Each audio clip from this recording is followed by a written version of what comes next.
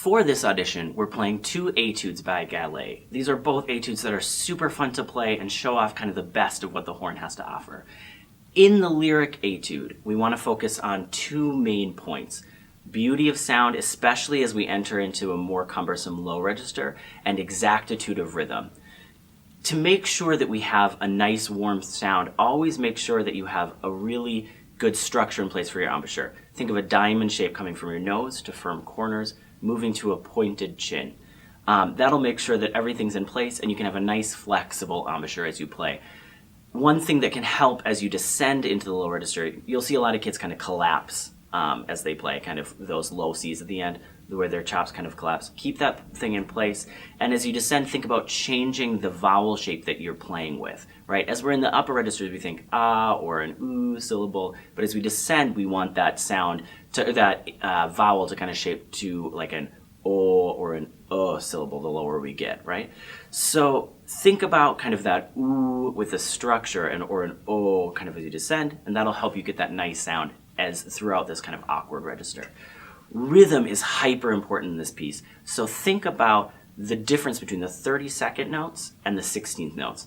If you can keep a constant 16th note pulse going, that's going to be your best friend as you work through this. So da da da da dee dee dee dee dee dee dee, right? So we want that nice 16th note pulse the whole time. Think about that phrase in the first full line that starts on the C, da dee da dee. So we have a long 16th note and snappy 32nd notes. A beautiful sound with exact rhythm is going to help you go a long way in this audition for this lyric etude. The other etude is one of my favorite pieces to play on the horn. It's super fun, really exciting to play.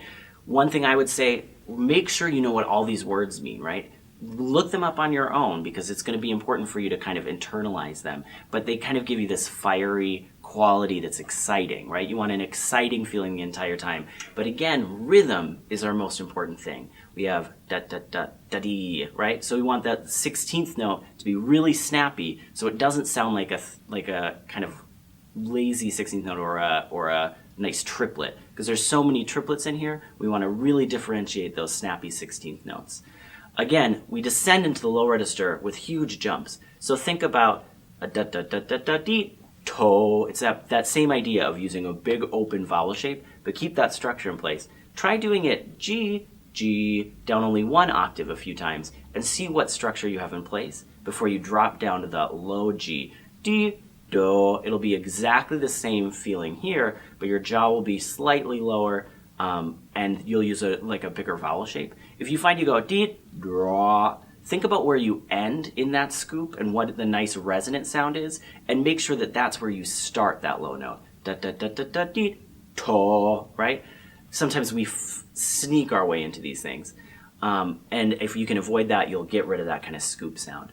So there's a lot of articulation. Think about spitting that air out. That'll give you a nice ping to that sound, using a nice fast pointed tongue. And that'll get you a really exciting articulation too. There's a lot of fun things in here.